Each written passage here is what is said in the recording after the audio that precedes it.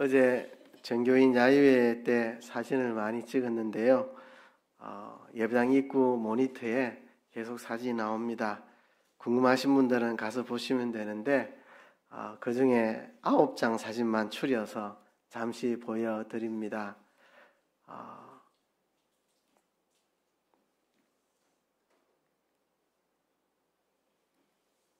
이게 왜 안 넘어가죠?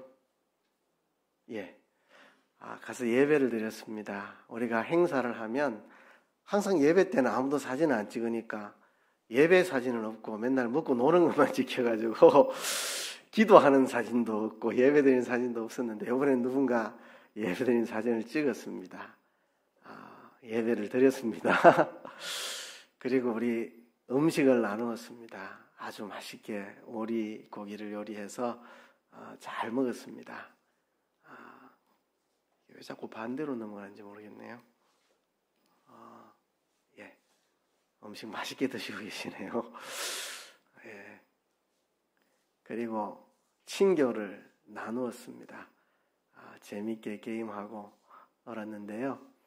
제일 하이라이트는 마지막 사진입니다. 최고의 사진. 아주 명장면이 연출이 됐습니다. 감사합니다. 이렇게 사랑을 나누고 음식을 나누고 친교를 나누었기 때문에 달리는 말에 채찍질을 한다는 말과 같이 이 기회에 나눔과 노출이라는 제목의 설교를 하게 됐습니다. 오늘은 본문 설교라기보다는 주제 설교입니다. 제목 설교. 나눔과 노출이라는 주제를 가지고 여러분들하고 말씀을 나누는데 오전 오후가 설교 제목이 같습니다. 그 이유는 오늘은 다른 거 생각하지 말고 나눔과 노출이라는 이 한 주제만 집중해서 은혜를 받고 우리 자신들을 바로 세우고 하는 이 일을 했으면 좋겠다는 마음으로 오전 오후 같은 본문 같은 제목을 택했습니다. 오전에 이 피라미드를 보여드렸습니다. 우리의 나눔은 상투적인 수준에서 시작합니다. 그냥 문화적으로 습관적으로 우리 하는 말들, 식사했습니까? 잘 주무셨습니까? 평안합니까? 어색함을 깨기 위해서 그냥 하는 이야기죠. 여기서 조금 더 나가면 객관적인 수준. 요즘 며칠 동안 비가 온답니다. 저 군대에서 젊은이 하나가 가혹행위로 죽어서 논란이 지금 되고 있답니다. 이런 객관적인 정보만 서로 나누는 이런 수준. 이거를 넘어서야 진정한 나눔이 됩니다. 견해적 수준. 내 생각에는요, 내 의견에는요, 내가 보기에는요, 내 판단에는요, 이렇게 견해를 나누는 여기서부터가 진정한 의미의 나눔이라 할 수 있습니다. 견해적 수준, 저기서부터 진정한 나눔이 시작된다. 사람들이 견해를 숨기죠. 괜히 이야기했다가 서로 부딪힐까봐. 그러니까 나눔이 안 되는 겁니다. 내 생각을 분명하게 말할 수 있는 그게 나눔이 이루어지는 거죠. 여기에 더 나아가면 정감적 수준, 감정을 서로 나누는 거. 오늘 본문처럼 예수님이 제자들 앞에 내가 고민하고 슬퍼한다. 내가 심히 고민하여 죽게 되었으니 너희는 여기 머물러 나와 함께 깨어 있어 달라고 말씀하신 예수님이 자기의 감정을 그대로 제자들에게 이야기하는 이런 나눔, 정감적 수준. 너희가 나와 함께 한시 동안도 깨어 있을 수 없느냐? 내가 이렇게 근심하여 죽게 되었는데 너희는 나와 함께 한시 동안도 깨어 있을 수 없느냐? 예수님의 감정을 제자들에게 그대로 말씀해 주시는 이 정감적 수준. 이 정도는 돼야 정말 나눔이 풍성하게 이루어진다고 할 수 있겠죠. 그리고 극치적 수준이 있는데 이거는 일상적이지는 않습니다. 아주 극치에 이르는 나눔, 그죠? 이런 극치적인 나눔이 한 번씩 생기면 더욱더 동독해지는 관계가 된다는 거. 그래서 최소한 견해적 수준의 나눔은 있어야 된다. 할 수 있으면 정감적 수준까지 올라갔으면 좋겠다. 그리고 가끔씩은 극치적 수준까지도 한 번씩 올라가야 우리의 나눔과 노출이 풍성해진다는 이야기를 오전에 드렸습니다. 그런데 이런 나눔과 노출을 가로막는 장애물들이 있습니다. 오늘 오후에는 나눔과 노출의 장애물들이 어떤 게 있는가를 여러분들하고 같이 생각을 해 볼 텐데요. 장애물을 이야기하는 것은 하모 그런 장애물이 있네 하고 아는 것으로 그치라고 하는 이야기가 아니고 그 장애물을 제거하라고 이야기하는 겁니다. 하모 옳은 이야기네 이렇게 지나가시면 안 되고 우리한테 그런 장애물이 있어서 우리가 나눔을 못하고 서로 노출을 잘 못하니까 그 장애물을 제거하는 기회로 우리가 삼자고 하는 거니까요. 아는 데 초점을 두지 말고 실행하는 데 초점을 두고 오늘 오후에 이 말씀을 같이 나누었으면 좋겠습니다. 나눔과 노출의 장애물 7가지를 이야기할 텐데요. 첫 번째는 중요성에 대한 인식이 부족해서 우리가 나눔과 노출을 잘 못합니다. 많은 그리스도인들이 성도들 사이에 이런 높은 수준의 나눔을 할 필요가 있다는 것을 잘 인식을 하지 못합니다. 그냥 교회 다니면 되고 예배 드리면 되고 그냥 신앙생활 하면 되지. 성도들 사이에 이렇게 견해를 나누고 감정을 나누고 이렇게 높은 수준의 나눔을 해야 되느냐, 거기에 대한 인식이 너무 부족해서 나눔의 중요성을 우리가 잘 몰라서 그렇습니다. 신앙생활을 그저 하나님과 나 자신과의 개인적인 관계로만 국한시키고 다른 사람과의 관계를 부차적인 그냥 있으면 좋고 없어도 그만인 것으로 여기는 태도 때문에 우리가 나눔과 노출을 잘 하지 못합니다. 성경은 그래 말하지 않습니다. 함께 세워져 간다. 함께 자라난다. 함께 지어져 간다. 성경의 표현입니다. 너희가 함께 지어져 간다. 함께 자라간다. 너희가 함께 그리스도의 장성한 분량이 충만한 데까지 이른다. 우리는 자꾸 이런 구절들을 내 개인에 대한 구절로 자꾸 이렇게 바꾸어서 이해를 하려고 예를 쓰는 경향이 있어요. 함께 지어져 간다. 함께 지어져 가야지. 그냥 내 개인의 신앙 성장으로만 국한시키는 그런 습관이 있습니다. 성경을 자세히 보세요. 에베소서에 보면 함께 지어져 간다. 너희가 함께. 그죠? 그래서 우리가 신앙생활이 하나님과 나와의 개인적인 관계로 국한되어서는 안 되고 우리가 함께 세워져 간다는 인식을 가지고 나눔과 노출의 중요성을 인식을 해야 합니다. 그리스도인들 중에는 이 교제와 나눔, 사랑 이런 것들이 필요하다는 것을 동의하고 인정하고 있지만 하나의 선언으로서만 말로서만 그래 교제가 필요하지 나눔이 필요하지 하나의 선언으로서만 그냥 이야기할 뿐 구체적으로 우리 공동체 안에서 어떻게 서로 교제하고 나누고 서로를 노출시킬 것인지 실행 방안을 고민해 보지 않은 분들이 너무 많습니다. 예를 들면 우리 유초등부에서 어떻게 서로 나누고 서로 교제해 나갈 것인가 구체적으로 연구해야 되고 남전도회가 있으면 우리 남전도 회원들 어떻게 하면 서로에 대해서 나누고 알아가고 서로 노출시키고 서로 함께 이렇게 친교해 나갈 수 있을지 실행 방안에 대해서 고민해 보지 않거나 뭐 여전도회면 여전도회, 뭐 중고등부는 중고등부 청년부 그냥 교제가 필요하다는 것을 인정하고 동의할 뿐 구체적으로 우리가 어떻게 그것을 이루어 나갈 것인가를 실행 방안을 고민해 보지 않아 가지고 나눔에 대한 중요성을 인식하지 못하는 거죠. 또 어떤 분들은 우리가 서로 나누어야 된다, 서로 교제해야 된다는 것을 알고 있고 그 구체적인 실행 방안까지도 생각은 해봤지만 뭐 꼭 그렇게 해야 되나, 그렇게까지 힘을 써야 되나 하고 그냥 가볍게 그냥 지나가 버리고 이러니까 이 나눔과 노출이 되지 않습니다. 우리가 이 나눔과 노출의 중요성을 좀 인식을 해야 합니다.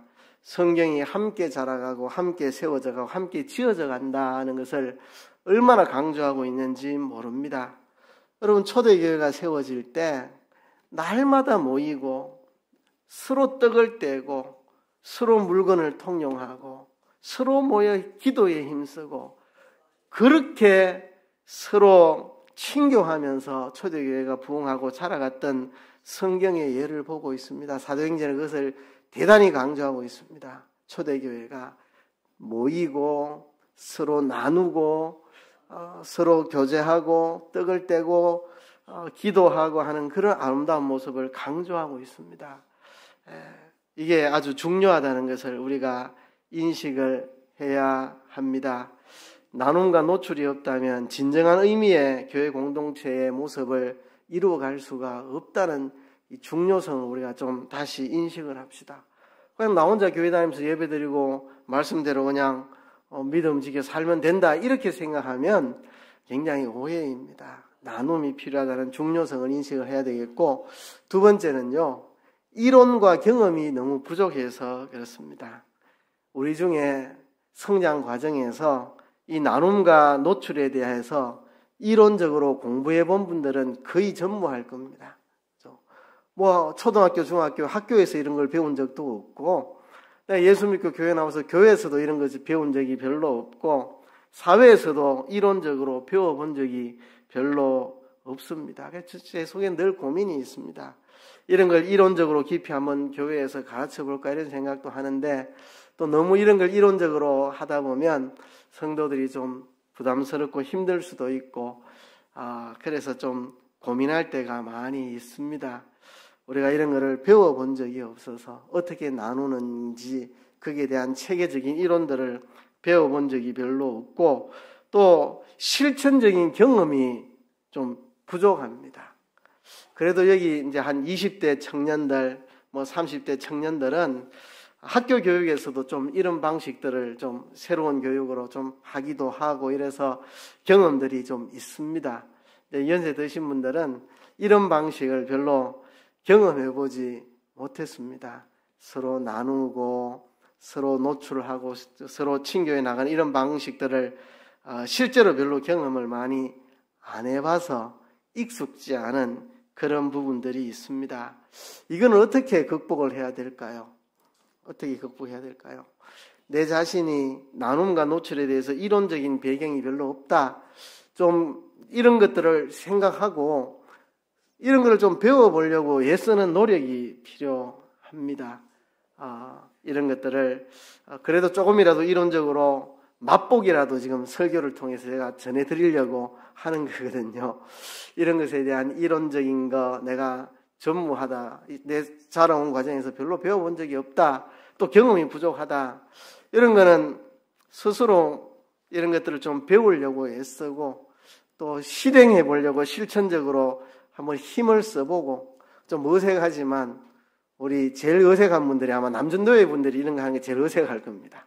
여성들은 좀 이런 거에 좀 친화적인, 천성적으로 그런 기질이 있고, 남성들인데다 연세도 있으신데다 또 경상도 분들이고 하니까 남전도회 분들이 이런 거 하는 게 제일 어색할 겁니다. 한번 시도를 해보는, 좀 남전도회 분들 모여가지고 도와달라면 제가 도와드릴 수도 있습니다. 나눔을 하는 어떤 틀이나 방식 같은 걸 제가 제공해 드릴 수도 있고, 서로 이야기를 나누고 그렇게 하는 것들 한번 행동해 보는 것밖에는 방법이 없습니다. 자기가 경험해 보는 거, 그렇죠?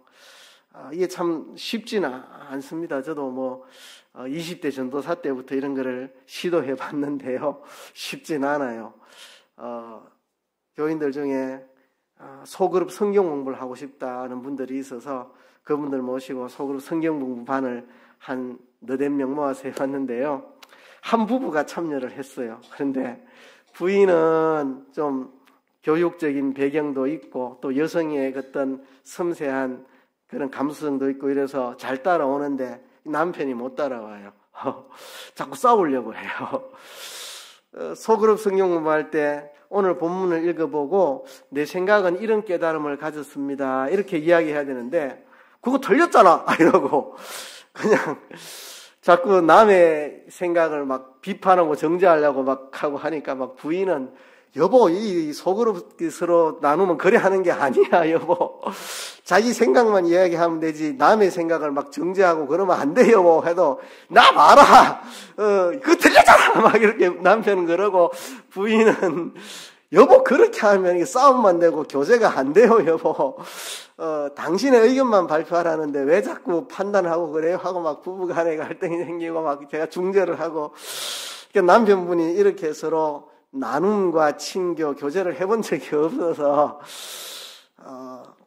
우리가 이 교제를 통해서 이 본문에서 당신이 깨닫는 건 무엇입니까? 뭐 깨닫는 것만 이야기하면 되는데 그건 다 그거 집어치우고 교리적으로 이게 맞잖아 이렇게 막 딴 이야기하고 이러니까 남편이 이런데 훈련이 안 돼 있어가지고 저도 식은땀을 흘리고 막 진행하는데 전혀 서로 토론하고 나누고 교제하는 걸 해보지 않은 이 중년 남성분하고 한데 어렵고 그분의 부인은 잘 따라와요. 이런 걸 많이 해봐가지고 그 부인도 남편 때문에 식은땀 흘리고 얼마나 진을 뺐는지 모릅니다. 그래서 이게 교회 안에서 훈련되지 않은 사람들하고 이런 게 하는 게 참 쉽지 않아서 저도 목회하면서 늘 고민입니다.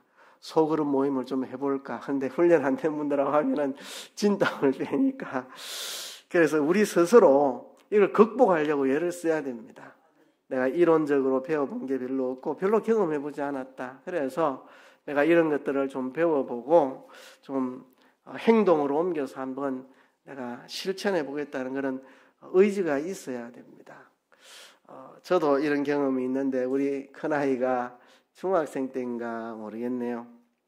학교에서 있었던 속상한 일을 저한테 이야기하는데 제가 순간적으로 니도 잘못한 게 있네 말했거든요. 그랬더니 아빠 공감적 경청이라고 모르세요? 이렇게 해서 내가 그 자리에서 사과했습니다. 아들아 아빠가 잘못했다. 내가 맨날 교사 훈련시키면서 공감적 경청하라고 그렇게 가르치는 사람이 아빠의 이 위치에서 순간 내가 잃어버리고 내가 니한테 지도하려고 내가 덤벼든 거 아빠가 잘못했다. 네가 원하는 거는 니한테도 잘못이 좀 있지만 어쨌든 그 친구 때문에 마음이 아팠다는 거를 공감해달라는 이야기였는데 아빠가 판단을 해가 미안하다. 그 자리에서 사과했습니다 아들한테. 그러니까 저도 경상도 남자 중에 한 사람이고 그래서 늘 그렇게 이론을 가르치고 훈련을 했지만 순간적으로 아이의 이야기를 경청하지 못하고 그냥 너도 잘못한 게 있네 이게 툭 튀어나와가지고 아이한테 내가 비판을 받고 사과를 한 적이 있습니다. 우리가 이론과 경험에 부족함이 있습니다. 이거를 알고 우리가 극복하려고 애를 썼으면 좋겠습니다. 세 번째는 성격과 기질의 차이 때문입니다. 이렇게 나눔과 노출을 하는 것이 어떤 분들에게는 편하고 자연스럽고 즐겁지만 어떤 분들에게는 부자연스럽고 어색하고 힘든 분들이 있습니다. 이게 성격과 기질의 차이, 문화의 성장 배경의 차이 때문에 그렇습니다. 이런 경우에 기다려주고 인내하고 받아줄 수 있는 게 필요합니다. 아니, 당신은 그런 것도 못해요. 이러면 이제 끝장나는 것은 이제 더 이상 나눔과 노출은 안 됩니다. 안 돼요. 제가 옛날 어릴 때부터 참 싫었던 게 이런 건데요. 찬양 인도자들이 앞에서 찬양 인도할 때 좀 박수를 치고 했으면 좋겠거든요. 거기까지는 좋아요. 박수 치고 찬양하면 좋죠. 그런데 박수를 안 치는 분들이 대구, 경상도에는 많거든요.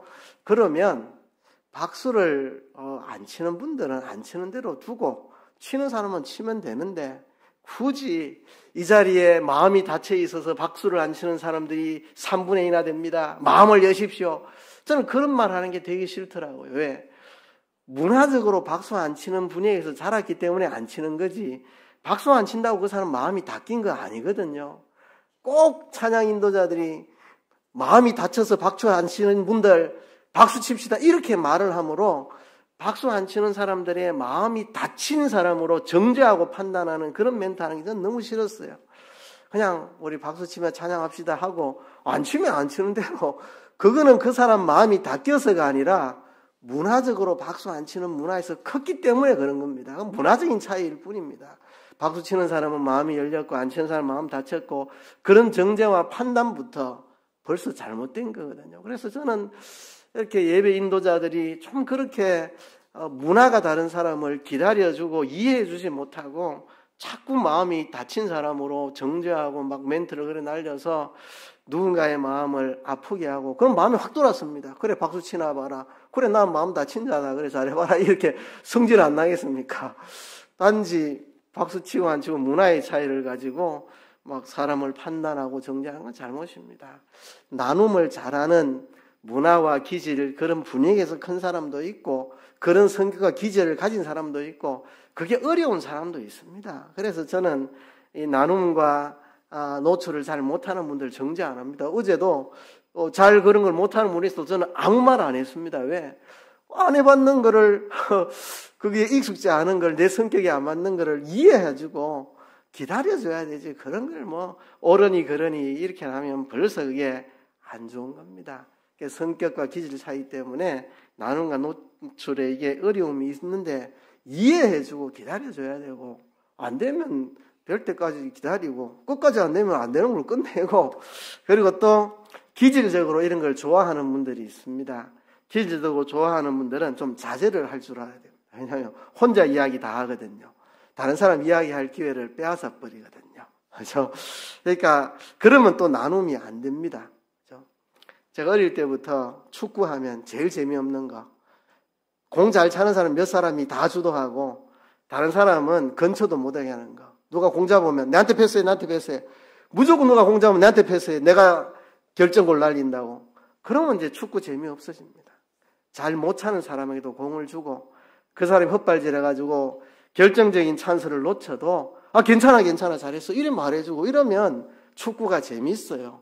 그럼 잘 못하는 사람도 공을 받아서 한번 슛 날려보고 엉뚱하게 해서 잘 못해도 격려해서 괜찮다고 잘했다고 이렇게 해주고 이러면 되는데, 잘하는 사람 한두 사람이 다 휘젓고 누가 헛발질하면 니 때문에 지금 결정골을 놓쳤다고 막 성질내고 이러면 이제 진짜 축구 재미없어집니다. 그러니까 잘하는 사람 몇 사람이 다 휘젓고 못하는 사람들 주눅 들고 이런 분위기 만들면 안 됩니다. 잘 못하는 거에 대해서 기다려주고 이해해주고 인정해주고, 또 이런 거 잘하는 사람들은 좀 자기를 자제해서 혼자 다 휘젓는 거 하지 않도록 하고 이렇게 해야 됩니다. 어떤 사람은 말 시키면 즉시 나오는 사람이 있어요. 어떤 사람은 한 10초 있어야 나오는 사람이 있습니다. 10초를 기다려주면 되는데 안 기다려주거든요. 한 3초 돼갖고 그냥 통과 이래 보면 7초만 더 기다려줬으면 그 사람 말할 텐데 잘하는 사람들이 다 휘저어버리고 안 기다려주면 안 되는 겁니다. 그래서 성격과 기질의 차이를 우리가 서로 이해를 해야 된다는 거. 지나친 기대감이 나눔과 노출을 가로막는 경우가 많습니다. 저도 기대감이 있거든요. 이렇게 나눔을 할 때에 서로 알아가고 이해해가고 상대방을 더 친밀하게 다가갈 수 있는 기대감을 가지거든요. 기대감은 나눔과 노출을 굉장히 풍성하게 만들어줍니다. 그러나 지나친 기대감은 오히려 역효과가 납니다. 나는 이런 풍성한 나눔을 기대했는데 에이씨 안 되네, 치 아프자 이렇게, 그죠? 그러니까 지나친 기대감이 오히려 역효과를 만들 수 있기 때문에 지나친 기대를 하지 말아야 됩니다. 섣부른 기대를 가지고 덤벼들었다가 이 공동체는 나눔이 잘 안 되네 하고 그냥 오히려 나눔에 대한 마음을 접어버리면 오히려 부작용이 일어납니다. 과도한 기대나 섣부른 기대를 하는 것은 좋지 않습니다. 이렇게 나눔을 통해서 많은 기대를 가졌지만 기대한 만큼 안 되더라도 세상이 다 그런 겁니다. 내 뜻대로 되는 게 어디 있습니까? 세상에 자식 키우는 것부터 내 마음대로 되는 일이 몇 가지 있다고.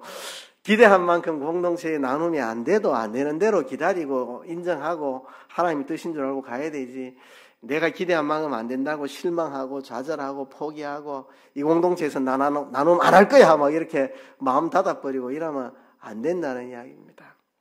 옛날에 있던 교회에서 어떤 청년이요, 아주 열정적이고 톡톡 튀는 청년이 있었는데 아주 열정을 가지고 하는 거예요. 근데 다른 청년들이 내가 기대한 만큼 열정을 보태지를 못하는 거죠.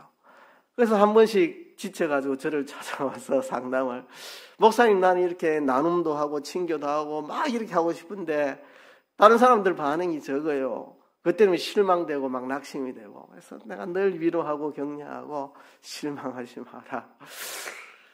아니, 지나친 기대감과 섣부른 기대감, 과도한 기대감이 오히려 이런 역효과가 난다고요.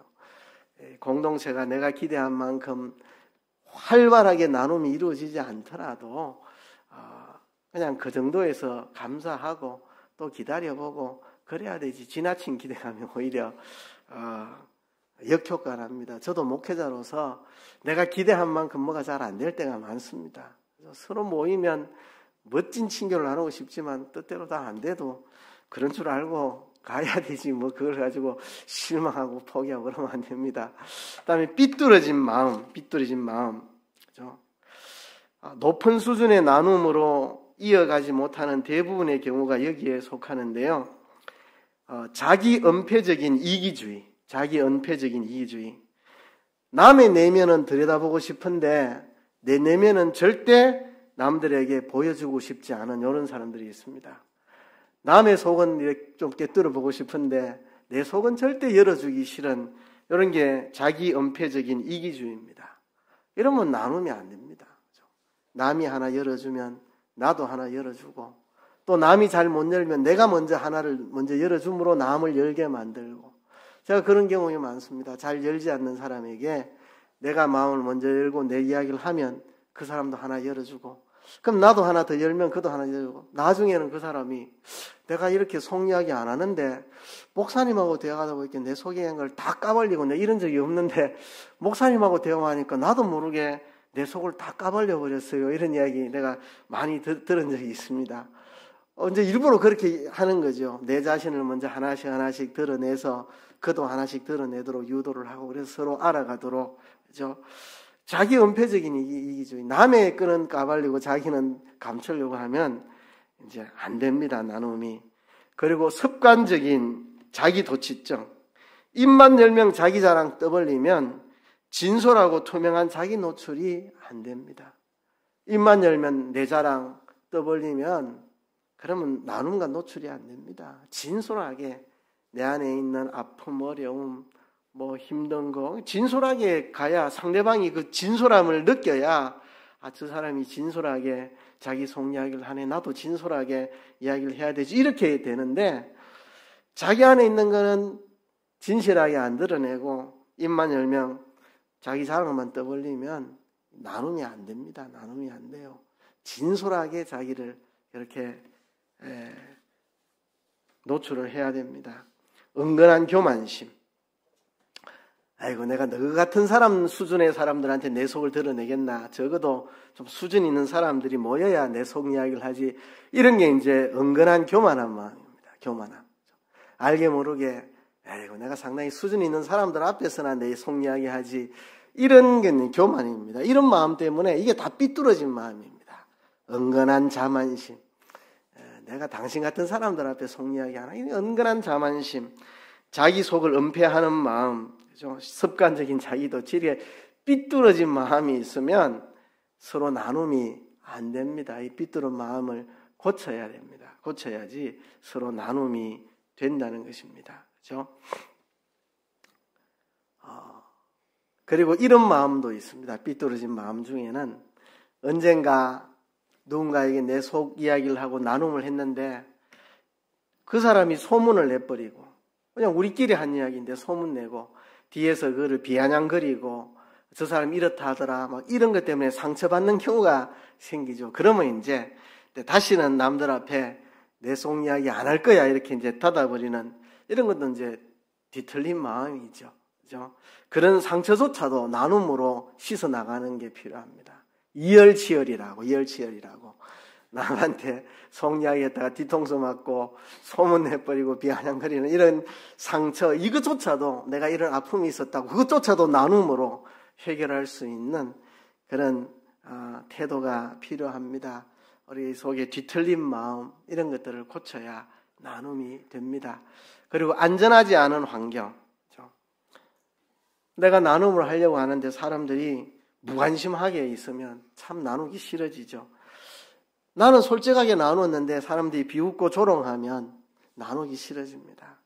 그리고 내가 솔직하게 고백했는데 그걸 판단하고 정죄하고 공격하면 그러면 나누기 싫어집니다. 소문 내버리고 내가 진솔하게 나눈 것을 악의적으로 이용해 먹고 이러면 이제 안전하지 않은 환경이죠.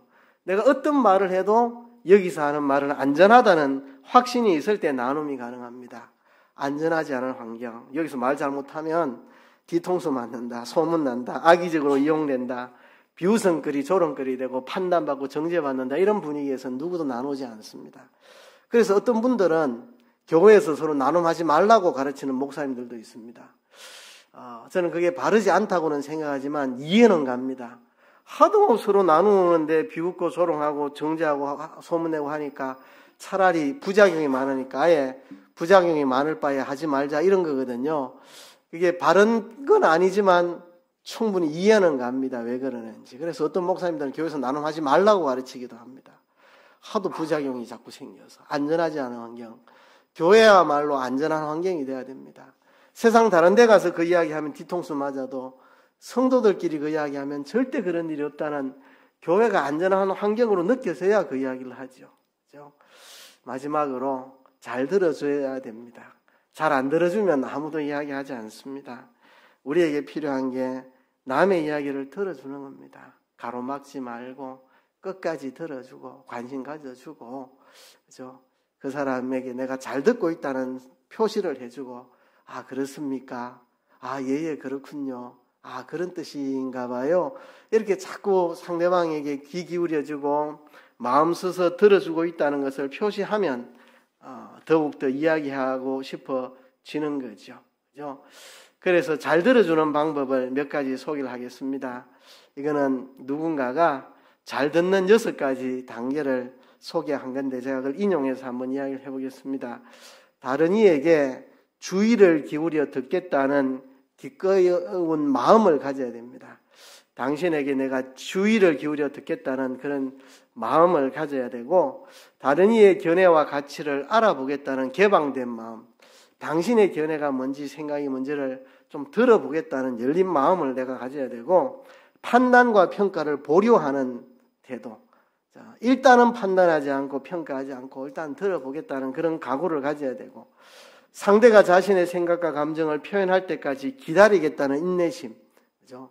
빨리 그가 자기 입장과 생각을 표현 안 하면 표현할 때까지 내가 기다려주겠다는 인내심, 그리고 상대방의 입장이나 처지에서 생각해 보겠다는 그런 감정이입의 태도, 당신의 입장에서 내가 한번 들어보겠다는 이런 감정이입, 내 중심으로 판단하는 게 아니고 상대방의 입장으로 한번 그 처지를 생각해 보겠다는 그런 감정이입의 태도, 그리고 대화에 힘을 쓰겠다는 그런 결의, 이런 마음 자세가 있어야 상대방을 잘 들어줄 수 있는 그런 사람이 됩니다. 그래서 오늘 7가지 이야기를 했는데요. 색깔을 제가 다르게 칠해 놓은 것은 이유가 있습니다.